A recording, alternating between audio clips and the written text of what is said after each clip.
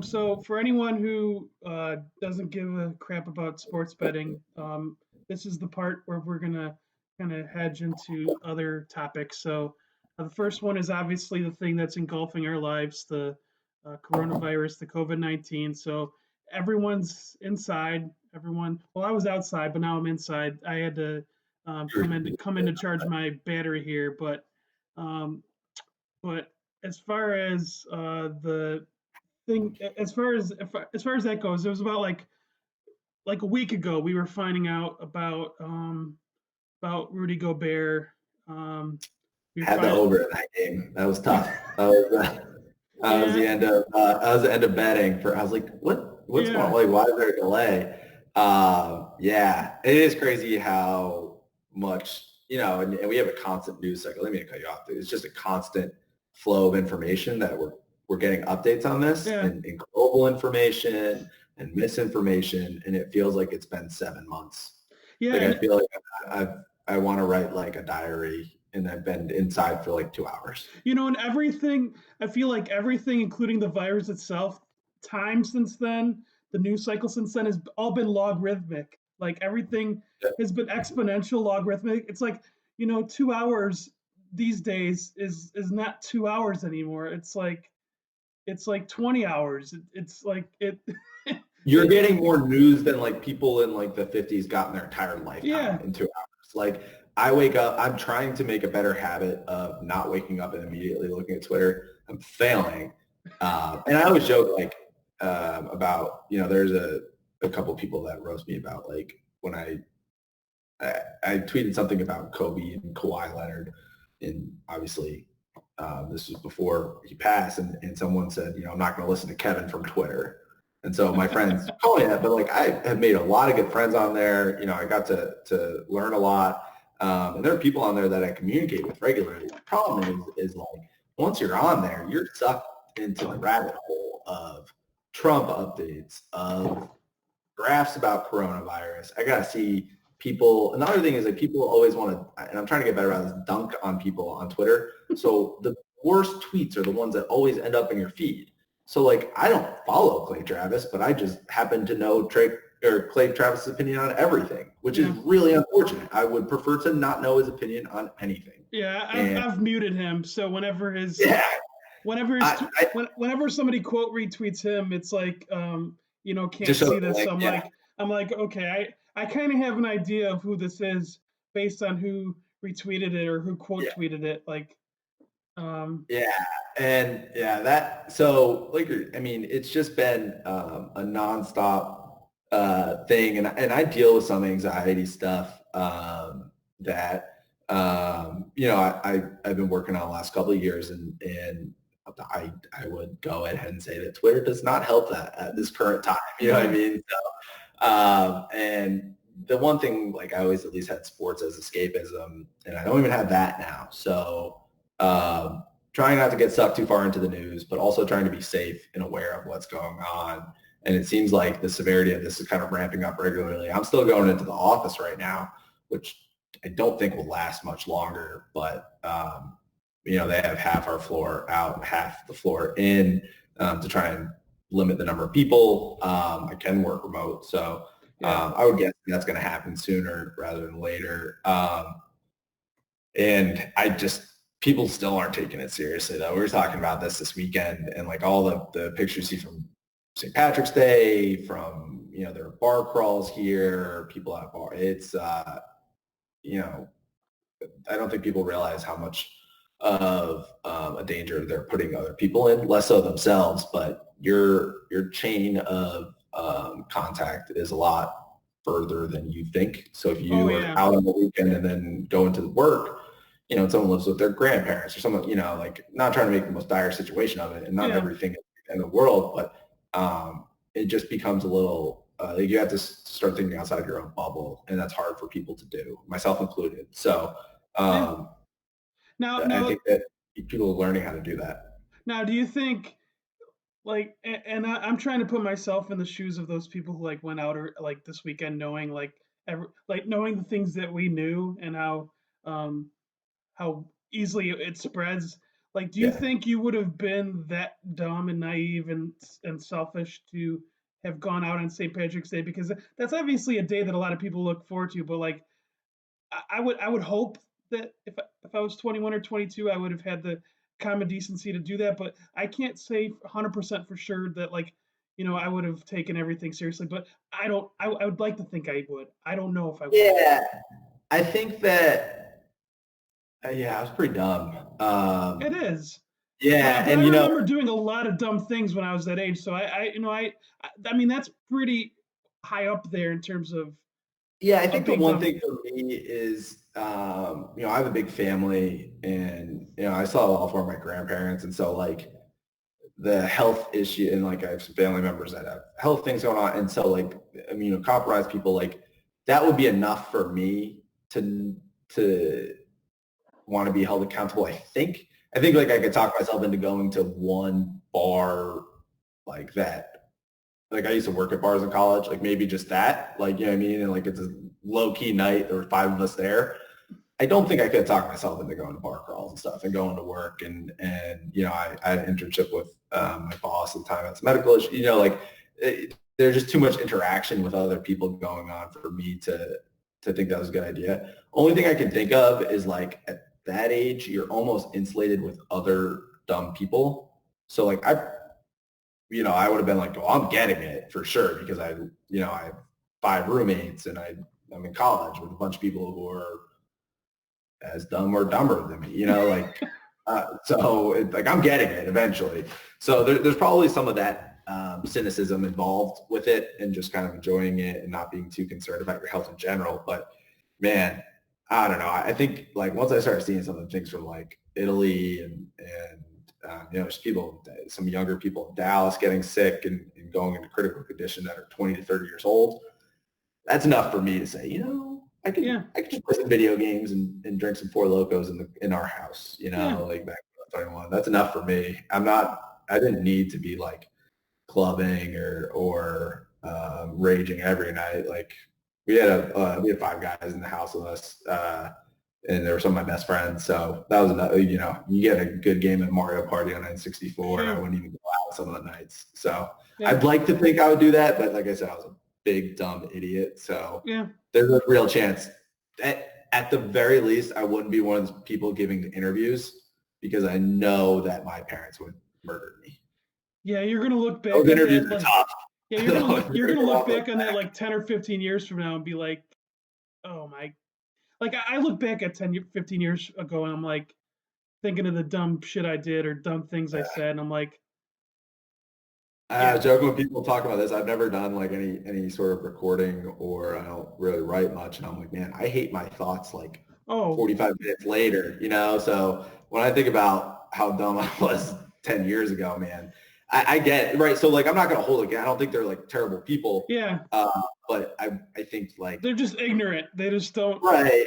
And it's selfish and you can say they're being selfish. I think there should probably be some effort to, and people are finally starting to do it, like systemically kind of stop this, shut down the bars, shut down, like that's important to kind of save people from themselves.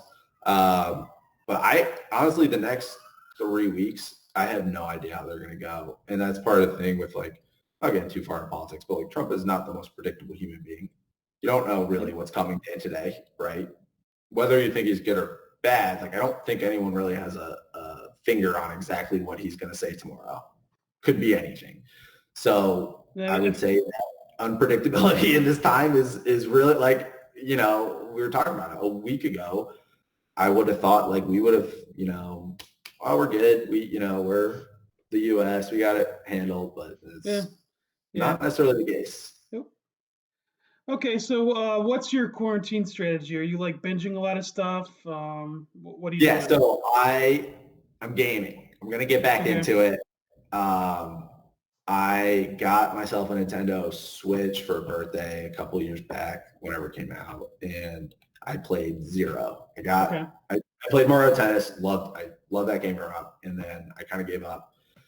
So I downloaded Zelda Breath of the Wild, and it's awesome, but it's hard. And I didn't realize like this was a real washed up moment because like I used to play like 20 hours of Halo 2 a week when I was in high school. Like I was the gamer, loved it, wanted to go into MLG, Major League Gaming, like obsessed.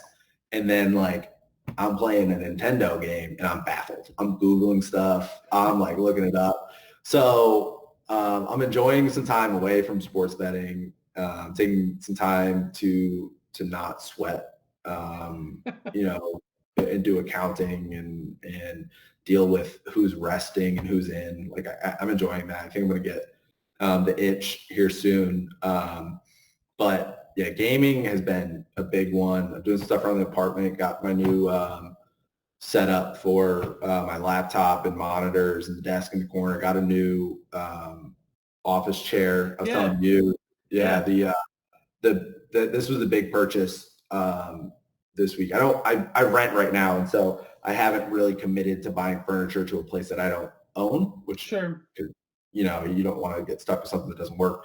And but I will say, if anyone else is starting to work from home more, kind of biting the bullet and going to one of these used office furniture places or office furniture supply places, they basically just take them in from big companies. So used is a really light term. It's not like you're getting like things with 3 wheels or anything. And they're like half off sticker price. Herman Miller is a really popular brand that go for like $1,500, and they were going for like $5. So if you're going to be working at home and doing that, hunkering down for the quarantine, that's the only suggestion I have is look for those. I'm trying to find a deal there if you can, because you're going to be sitting there all day anyway. Yeah, that sounds better than my advice, because this is my third job where I've had the opportunity to work from home, Yeah. and the first two, I should say the second one, the one I just left, I had an office area set up down here, but I haven't really taken it seriously. I haven't really gotten a chair or anything like that. Nothing fancy. The thing that for me though, because I was a manager in my last position, and I got so burnt out that I was like, I need to stop being a manager for a little bit. Um, Yeah. There's a and lot of now that extra now bullshit that with that. yeah, now that I'm like back to like just being kind of a normal peon, I can I feel like I feel more comfortable taking lunches. And even though I took lunches at my previous position, I was eating lunch at my desk. And one of the things that I saw on, I think it was on Twitter, said somebody saying like, make sure if you're working from home to eat away from where you work. Like go upstairs, go Yeah. outside, like just get away from your work setting so you're not tempted to like hammer out an email or like check something while you're eating. And I think that was the best, like in the few days that I've been working from home since the quarantine. That's the best advice I can give, is like if you're working from home, to try and separate your work from home as much as you can, because I got burnt out really fast, because I would like carry my laptop with me basically from downstairs to upstairs with my previous Yeah. job, and I had no separation from email, no anything. And as much as you could separate work from home, please do that. That's my advice, because otherwise Yeah. you'll I get think burnt out. that's clutch. Yeah, I try not to even take my laptop home from my office. If I can avoid it, I come home for lunch, walk the dog, step away, even when I'm at work. Yeah, Now I just a couple blocks from my apartment. Yeah, I mean, when you're here, having this desk now, like when I'm working remote and having this over in this area is good. Definitely don't bring it into your bedroom, do work in there. Like they say to try and keep that separate. The other one that I'd seen that's pretty good is try and like get up and shower and put on clothes in the morning to kind of stimulate. separate. Yeah, Your day from your work day a little bit. I'm of the opinion that you should do as little work as possible and try and make as much money as possible, because that's how your business values you usually, for a yeah, lot of people. But that's my career advice. sure. Needless to say, I'm not the CEO of anything. But I think a lot of people, there's a phrase, the glorification of busy. People love being busy at their job and feeling like their job kind of has that like core importance to their life. and like defines them. being in the office at 6 a.m., stay until 8 p.m. Like like being, and make sure everyone personally, knows. I don't. It doesn't feel like something to brag about. To be honest with me, like I don't know.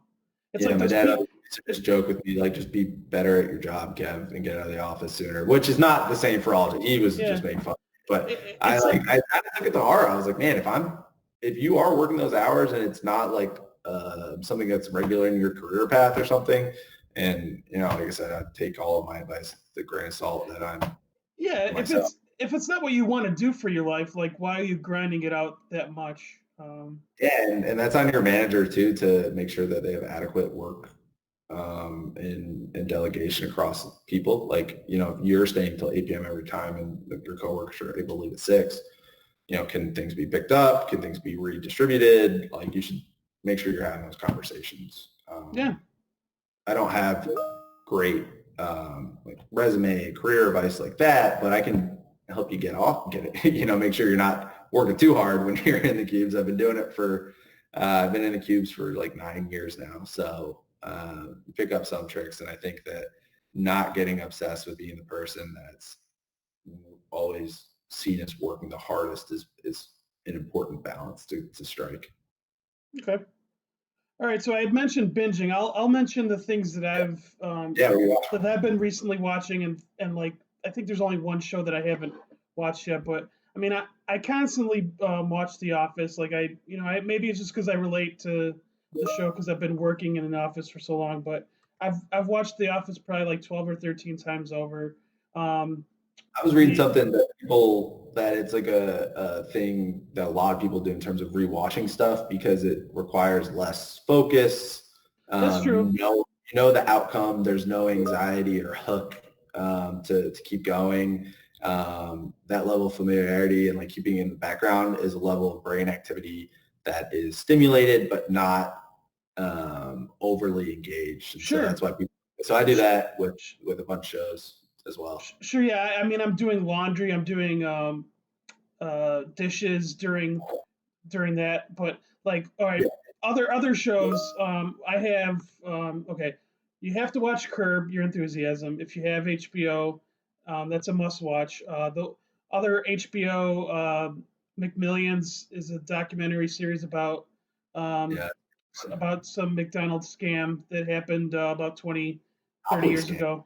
That was pretty interesting to watch, and it's amazing. It was awesome. It was funny for me to kind of see them go through the different risk factors and places where there could be issues. And then Curb, I actually just showed someone the Greg, the little fashion guy clip the other day, and that might be one of my favorite TV scenes of all time. Larry David is incredible. Wait, is that the one where he has the device still on his pants, or is it? That's the one where he gets the little kid the sewing machine. And right. Yeah. If you had a chance, if you haven't even seen the show, that's amazing. You contact. Yeah, you just that's fine. Greg, Curb Your Enthusiasm. That's an all. Yeah, just you could search YouTube clips and be satisfied. So other shows. We watched Don't Fuck with Cats a couple weeks ago. That was messed up. It was a Netflix. Started out with I don't know how old the guy was, but he started out killing cats on video, and then it led to him killing more cats, and then it led to him like murdering someone on video, and it was just like these people who were trying to track him down, and it was just like but yeah, that was great. So if you have if you're into that kind of stuff, I throw that on the list because I don't even know how to translate that plot line into a TV show. I might just check that out because I am baffled at that. Yeah, it starts with they don't actually show it, but it's the guy's first video that he posts. He's basically suffocating 2 kittens in a plastic bag. Like seals up the bag on them. Yes. All right. I mean, we almost turned it off because I didn't know how graphic they were going to get into it. So like we almost turned it off, but because none in the background anymore. Do you have any cats anymore? We have 3. one of them was trying to pick a fight with the other one. When you came down, I will say that's I was joking that no train noise and no cats in the background for these episodes. That's the old episodes with the train this is like a clear look. This is like Full Metal Jacket after the guy shoots himself. Like it's a completely different movie now. It's not the same movie anymore. It's still good. It's just not the same. It's not. I love it. I mean, it was again, I've always appreciated that you kind of taken the initiative, especially since, as you said, you're still learning, and I was in the same boat too, and still am about sports betting stuff. So yeah. I never felt like I could take that next step to kind of create this entertainment, and so I'm glad you did. I've always really appreciated the work that you put into it, but I was laughing when you mentioned the cat show because I was like, oh man, I totally forgot that the cats used to be in the back hanging out. They were part of the podcast. They were part of the show. They were like they were more visible then than they are now. Like we had two then, we have three now. We inherited my wife's dad's cat because he passed away 3 years ago. So we inherited her, and she's the one who causes the most. She's the one who stirs shit up now.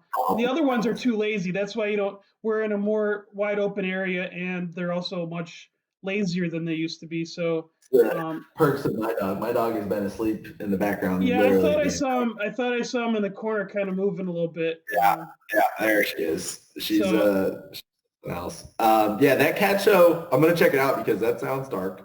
Just did a pretty good job with these dramas. Though. I know people love that You show with the guy from was it Gossip Girl and John Tucker I don't know what his name is, but he does the You with the murdering dates and stuff, and their drama series have gotten a ton of acclaim recently. So I'll have to. You said, was it about cats? It was Don't Fuck with Cats. It was on Netflix. Yeah. Okay. And the only show that I haven't binged yet, or at least the current season, is I'm a big fan of the Breaking Bad series, and I want to watch Better Call Saul. People love it. I saw Breaking Bad. I'm gonna be honest. The first couple, I have very limited attention span. I think if you listen to this all the way through, you'll notice that like halfway through sentences, I don't even remember what I'm talking about. So the first two episodes. I'm like a fifth of the way through sentence, and I don't even know. I'm kind of like Michael Scott. I don't know where my sentence is going to end a lot. Yeah, it feels like that a lot, especially trying to do podcasts for the first time. But the first two episodes of Better Call Saul, I just had like Breaking Bad so fresh in my brain still. I like rewatched some of the last season to get ready for Better Call Saul, and then I had forgotten about some of the world setting and character setting that they do and how it's paced a little differently at the beginning.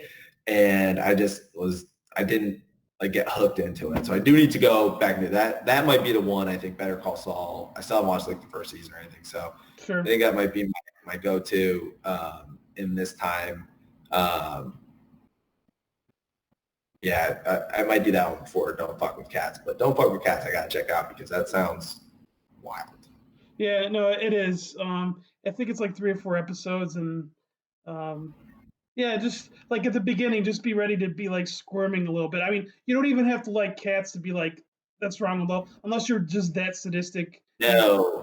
Yeah, I feel like that's a great litmus test. Like if I wasn't squirming, I certainly wouldn't admit that to anybody because that's how you get on lists and stuff. So I would say, I would guess I was squirming with you describing it. So it doesn't sound Okay, so the next topic here with the current bunker situation is we have to talk about alcohol. We have to talk about our beer because beer is still very important to our lives, especially now. Actually, I have a buddy who was just messaging me on Facebook. He works, he does beer deliveries, and he says actually beer deliveries are way up in the past week, and he said he's working 10-hour days.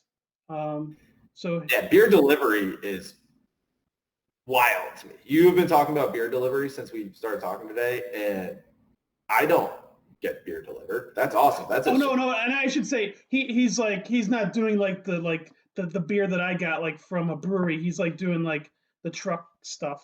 Yeah. So I mean, even that. Yeah, I think. man, Charlotte is where I live now is a huge brewery town, ton of breweries. Chicago also, when I went up to visit, I didn't get to see as many as I would like, but huge brewery town as well. A lot of great places in the city, around the city to go. And so I went around and picked up a couple different, I mentioned to you before we got started, IPAs, probably my go-to. I have not gotten into the stout game. I know you have a peanut butter stout. Yeah, It was chocolate peanut butter stout? and actually the one that people voted for the most, or at least voted for 3 times the quickest, was this juicy IPA. So Big. I got a delivery from a local brewery that's like a mile away, and instead of going to pick it up because I had a work meeting to attend to, and I also wanted to prepare for this, I had them come to me, and I made sure I gave the person a tip on the side. Yeah, if they're doing that, going Yeah, house to house right now, yeah. trying to Even do though it that was as just a well. mile away, but still, like, here's I'll give you the same tip, or even a little more than I would have if I went to the brewery itself. Yeah, that delivery stuff from brewery is awesome. I wish they did that Yeah, here. There's some really good a lot of good hazy IPAs, New England IPAs that I like around here. There's a brewery called Noda Brewery. They have an IPA called Hop Drop and Roll. That okay. is that's won a bunch of awards. I'm a really big fan of. That was like when I moved to Charlotte, I was a little bit younger. I wasn't really into IPAs.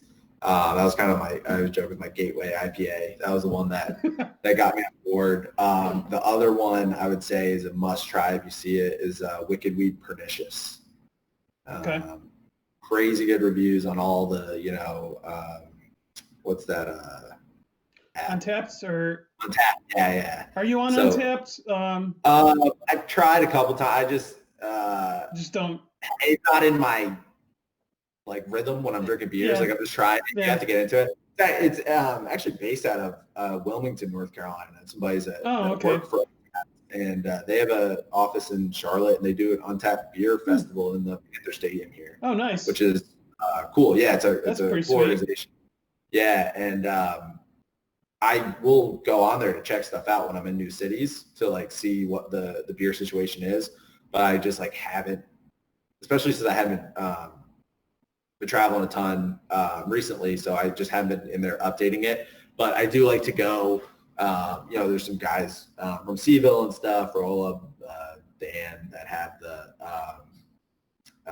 that are more diligent about updating it. Yeah, Guy is a really big beer guy, so I like to get recommendations from people on that stuff, and it's helpful for that because it can kind of show you where you can get it around you and stuff like that.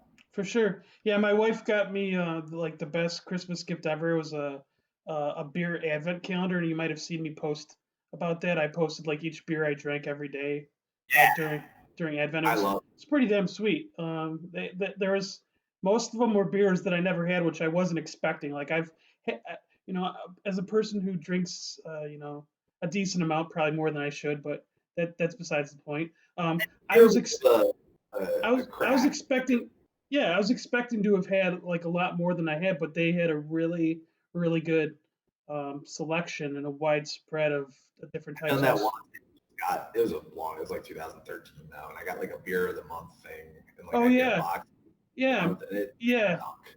But I also yeah. probably wasn't into it. But they were like sending like Highland Gaelic Ale, which is like a go down and get that at the grocery store. So not that there's anything wrong with that, but I think the advent calendar, the ones I was seeing you get, would be something I'd be like more excited to Yeah, try. yeah, and she dropped a bill on it, and it was well worth it. Yeah, especially, So um, I love that stuff and getting kind of into some of the nuances and exploring it as a hobby.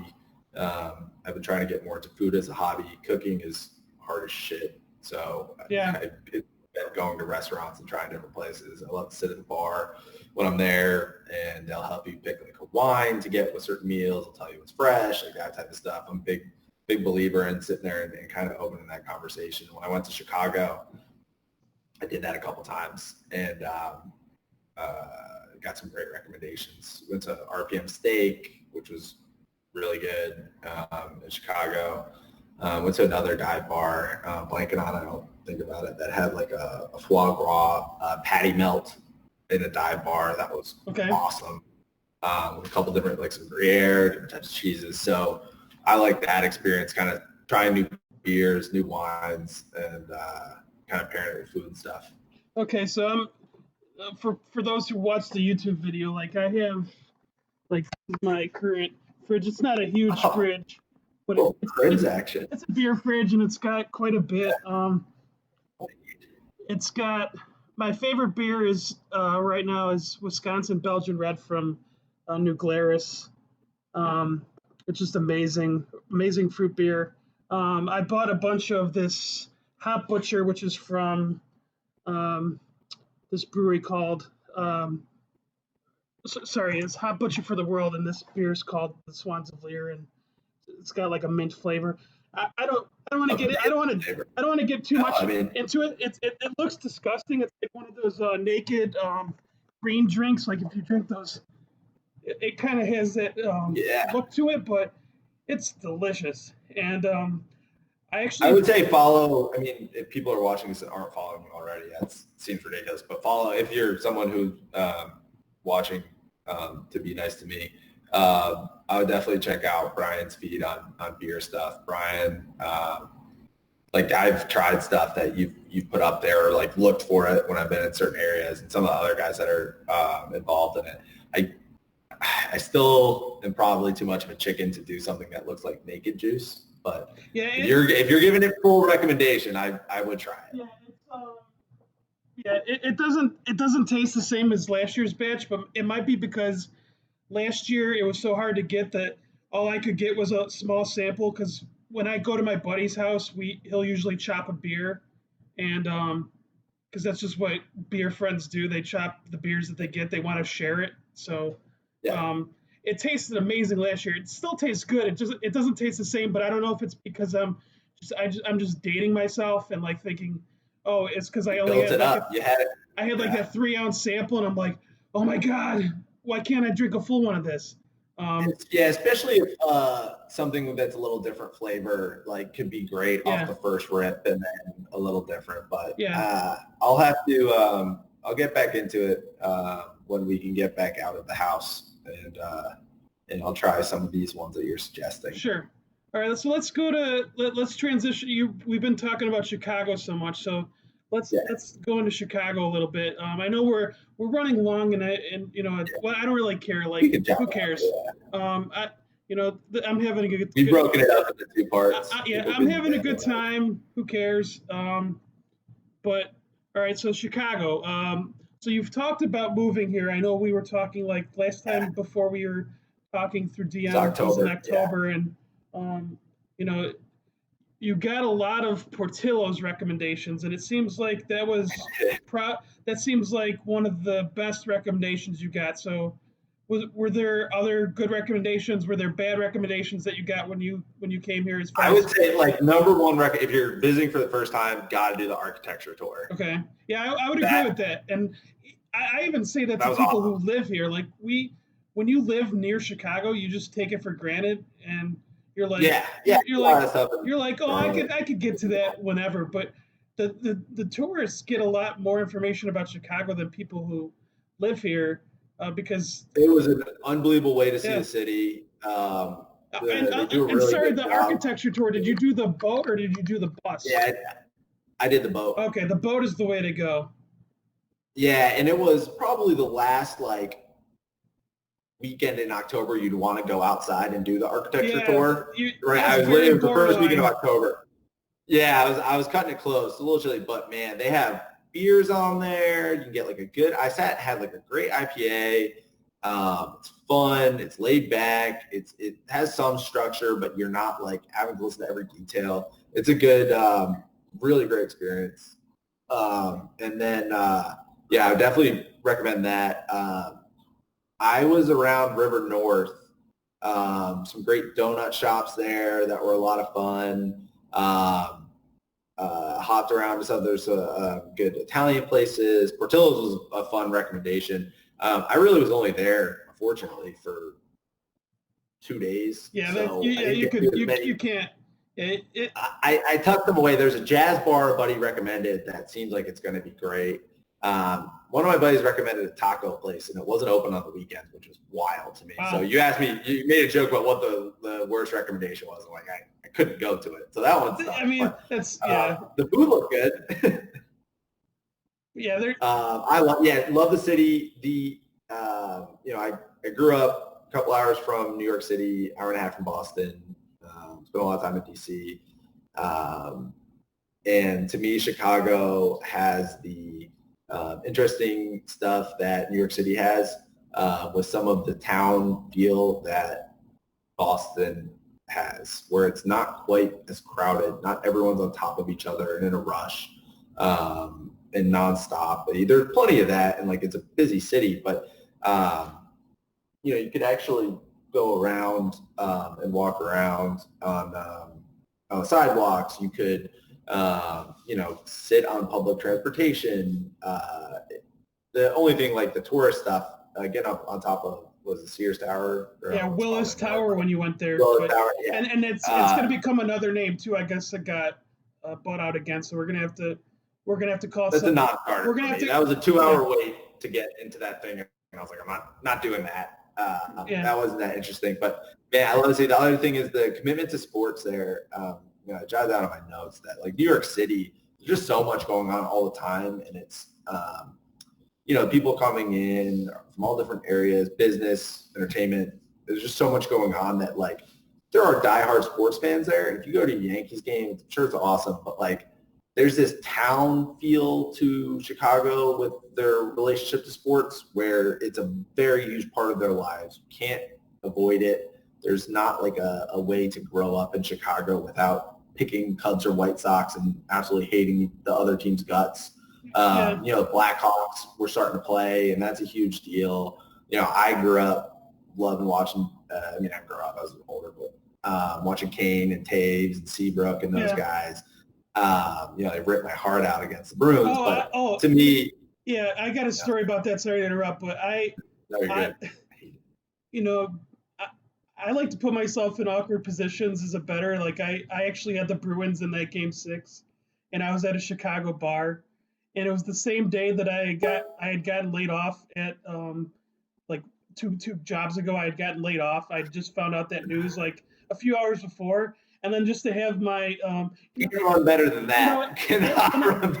I think I think I placed like it was like a $75 or $100 bet. It wasn't anything big, like on the Bruins minus 120, 125, whatever it was, and it was, big enough and like when you're in a Chicago bar and you're betting against the Hawks, you're just like doing those silent claps, like you just I don't try not to stand out. Like I'm just like, all right, cool, and then it's always the penalties that get me when I bet. I try not to, but if I'm like dabbling, like I love hockey playoffs. Yeah, hockey playoffs and basketball playoffs on at the same time, amazing. Yeah. I actually got a second TV, the cheap one to mount over one in my living room because like NCAA tournament's great and like having it going for both is fun, but having that run of a lot of NBA series and NHL series to me is NHL overtime hockey is like drugs. It's awesome. And it's the penalties that you're like, if you're betting on a team and they get a bad call, it's impossible not to react. Yeah. You have to react. Or like if someone gets tripped and you're on that team, you are out of your seat. It has to happen. So doing that in a Chicago bar on Game 6 is a bold endeavor for sure. Yeah, and then like I hadn't told anybody that entire day that like I got laid off because I didn't want to ruin the mood. But then like when that hit me, like everything just hit me at once. I'm like, oh man, I don't have a job, and I just lost $100 on Boston. I'm like, I could have really used that $100. At that point, man, that all happened so fast. I didn't even realize the series was over. Yeah. Like it went from us forcing a Game 7 to losing faster than I could process, and I was like, this is wild. So but that's the thing about like Chicago was going nuts. All my Chicago friends We're so happy. You know, Derrick Rose hit the buzzer beater against a lot of Derrick Rose talk. He's not my favorite guy. Was that against the Cavs? Cavs? Yeah, I had the Cavs plus 2.5 that game, or plus 2. Oh, and he banked in a 3. Yeah. So you always remember those ones. Yeah. It was. Yeah. So you know the fans were going nuts. I love it. Yeah. I mean that's the type of city I like to be in, where it's that type of engagement. Do we got based off of we got a Peanut sighting. I saw him walking around. Oh, she just gotta chug some water. She always forgets that she's thirsty and then chugs water for like 2 minutes. So I'm trying to figure out what's going on back there. All right, well, let's transition into Peanut. Is she the best dog ever? Yeah, I made it. You were joking about my notes earlier. She is not the best dog ever because she doesn't really care about certain things that you would find essential for a dog. Playing fetch, not a huge fan. She loves the energy of like running. Actually, her favorite thing is like bullying other dogs. Really gets the bulldog in. And so like if another dog is playing fetch, she likes to intercept them and steal the ball or like that type of stuff. She doesn't bark. Completely silent. So like can't be a watchdog. And I always thought that smaller dogs were the ones that they always seem like they're the most obnoxious barkers. Yeah, so I was really happy with her. So I had a pretty specific set of requirements of renting for my landlord. I'm also allergic to dogs, so this fit the narrow description because she's mixed with Boston Terrier, and Terrier are good for allergies, and she fit a very narrow set of descriptions for a dog that I could have. I joke she's a little bit of a medium. She's 33 pounds now. She got a little heft to her, so she can hang with some of the bigger and medium-sized dogs, which is great because I love that. She loves to play with dogs. And then she fits in an apartment. I live in the middle of the city. She doesn't mind the city, which is great. But she is a constant presence in my social media. Let's see if I can grab her here. She is a lot of fun. I got her after I had gotten through some health stuff, and I never had a dog before. So this is your podcast debut. This is Peanut. Hey, Peanut. She is a gem. I did not make the commitment to having her own Instagram or Twitter. I feel like once you go down that road, it's impossible to come back. People are typing in like, my humans did this, and they have all these I can't do that. But she's pretty photogenic. She's a lot of fun to have around. And, I know a lot of the guys that we're mutual friends with like to give me shit about her and, say that they like her better, or like Nish with that picture. He likes to take her out, make fun of her. So it's a fun, less serious part of my personal life that I'm willing to divulge on the internet.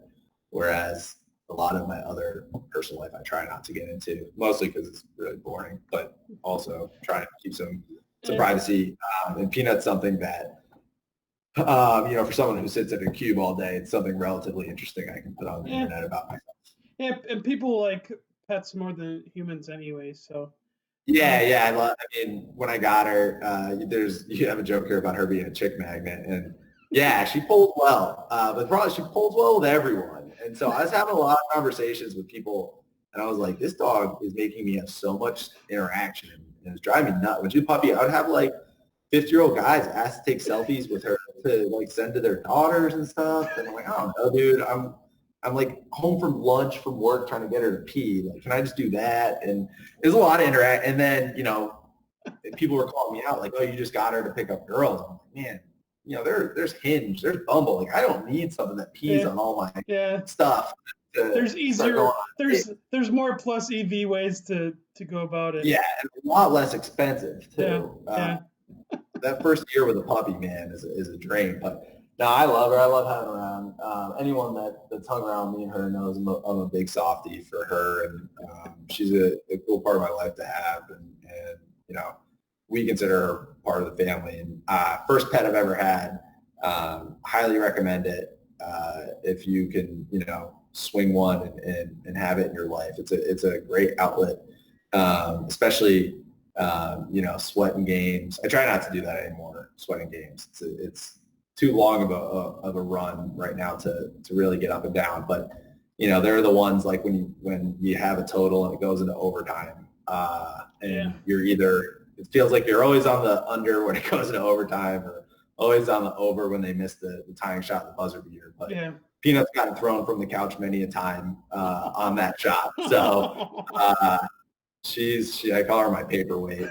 She tries to keep me down from getting too fed up or too into it. So it's a good thing to have when you're doing something that's as internally challenging as gambling. Sure. Okay, so one last topic here. It was the question from Lou, and it was, because you're not shy about it. You tend to lean more to the left than to the right. So, but his question was, what was one thing from the right, one trait from the right um, that you embrace in so many words? Yeah. So I like to laugh about that. I am, as you mentioned, kind of an unashamed leftist, which is someone who works in finance and kind of had my upbringing is a little unusual. Something that has kind of developed recently, something that I've become a little bit more passionate about as I see how it impacts other people around me. I think we talked about the coronavirus and Twitter, and you get more information about what's outside of your personal bubble and how that affects you. And that's where I started to really get passionate about some of that stuff, and slightly different than Lou's views on other people. And I did grow up Republican family, voted for whoever it was, Bush, Romney, I don't know, someone. I never voted for someone who's won the presidency, so that's pretty much. I should have voted for someone else this time. And yeah, last year or the last election was the first time I bit the bullet and voted for a Democrat. And growing up, we were pretty pro gun ownership freedom. That's one thing that actually translates pretty well to the left as well. If you're more involved with like Marxism, Marx was really involved in arming the working class. So gun ownership, I'm conflicted on. I think that like gun ownership in America is kind of a weird, like obsessive hobby at this point. Like people don't just have some people do, but a lot of people that have guns have guns, like Yeah. a ton of stuff. So it's hard for me to really form an opinion on the current state of that. I would say, based on some family stuff, that probably my most right-wing opinion is that tobacco is over-governed. I would say that, based off of how bad alcohol is for your body, how bad some other stuff is for your body, that they should be loosening regulations on tobacco. Some of this like jewel pod flavor stuff is ridiculous and not how you control consumer choice. And when you're having, every company under the sun releasing a new seltzer that tastes delicious, you're going to have more kids drinking than, ripping jewels nowadays. Maybe not more, but it is a similar effect. And because of America's relationship with alcohol, they don't care about it. So that's probably my most right-wing opinion on that. Sure. Yeah. Tobacco. Yeah. I'm actually like I'm not like pro or anti-gun. I mean, I don't. That doesn't make sense, but It's a really hard position because yeah. of gun ownership in general. Like we talk about, seems fine enough at its like most fundamental level, but then when you see some of the levels that it's taken to and the dangers it presents, Yeah. also not Yeah. I mean, most of my family's left, and they are, they have their FOID cards, and they're yeah. they're responsible gun owners. So, if that was if Lou was addressing that question to me, I would say that I'm okay with it. the obsession of some people with it is is more is nuts. It's I don't Yeah, like I think there's a paradigm shift that needs to happen with the kind of like daydreaming about being a vigilante and being the good guy with the gun that stops the bad guy with the gun and the hero ship of using a gun. A lot of people that are involved in that type of violence tend to have that type of complex where they feel like they're righting some wrong. Attaching a hero value to using a weapon as opposed to like a really drastic decision. That's how it's always been approached in my family and people yeah around me. It's the saying was if you're going to pull a gun, you better be prepared to use it. You better be yeah prepared to deal with the consequences. yeah And they're always serious, whether they're legal or just mental, having that on you. So it has never been something that I've been super excited about. But like you're saying, I think responsible gun ownership seems like something that would be easy to get behind if the mentality behind guns was slightly different. yeah. Okay. Well, we went long, obviously, but that's fine. Yeah, we can chop it up. Yeah. Maybe It's you have the two different segments. yeah. Thanks for splitting I that could do the up. same thing I did last time with the sizzle, or as my mom calls Yeah, him, fizzle or dizzle. Um, I'm gonna I could start do calling him Fizzle. yeah. So I'll tell a funny Fizzle story. He sent me a message one time. He wanted to surprise Lady Fizzle with some tickets to a concert and got a great deal on these tickets. It was, seat 13, seat 14. Well, these seats were on different sides of the aisle. oh So he got no. the date right and ended up 4 feet away from Lady Fizzle. And he was so mad. Messaged me only. He's like, this is a disaster. Like, that was an all-time Fizzle moment. Uh, So I think maybe I'll call him now too. Shout out to Mrs. Oleg. yeah. And that's the sad thing. A couple weeks ago, I bought my wife and I tickets to go see Colin Jost stand up Yeah, in Chicago, and that's in May, and that's almost all but like yeah. We had that might as well get a refund on it now. Like, right. We had that bachelor party in April. I was gonna see if I could grab beer with you in Chicago. We had Cubs game Friday, Bulls game Saturday. uh, Gone. It's not important in the grand scheme of things. It no, is just it's weird just to think about. it's just disappointing, and Yeah, it's gonna be a real bummer. Hopefully, yeah, uh, there's some sense of normalcy coming back, and I appreciate you bringing this back. It's gonna be exciting. I saw you have you have Ed Miller coming on, who wrote an awesome sports betting book and is like a well-known professional poker player, which can't think of anyone worse to follow me than someone as credentialed as that. You couldn't have gotten Lou for oh the no, boats one. Ed is in like a few weeks. Next week is Uh, the Dayton pod, so oh, nice, awesome. Yeah, I let me. got Roll Up, Tri Browns, and then Blackburn Review are all joining. So Oh, cool. um, Nice. Yeah, so Roll's a great guy. That whole group, Seville is an enigma, man. Some wild characters. Met some other, I'll give a quick gambling info shout out to some other people. Like Pizzola is a great person on Twitter to follow, especially during NFL season. Um, uh, Knish, they asked which one I like better. Don't really like either of them, but Nish is funny. He is in a different market than a lot of people are. He does a lot of these props, and I think if you're looking for someone to grind out the most obscure NFL draft props, that's your guy. That's who you want to be following. So those two guys and a lot of Seagull guys that you're gonna have on like roll up and stuff are some really well-versed guys on different things. And I'm not sure how much more WNBA talk you'll have, but if the season kicks back up again, I'll be happy to come on and do a preview if anyone is interested in, or, you can reach out to me if you're interested into betting it or, sure, where some stats are and stuff. sure, I'll give you a shout out. And Kevin, thanks for joining. I appreciate it, and thanks for all the Yeah, man. Thanks for some sanity during the quarantine, man. yeah, It's great talking.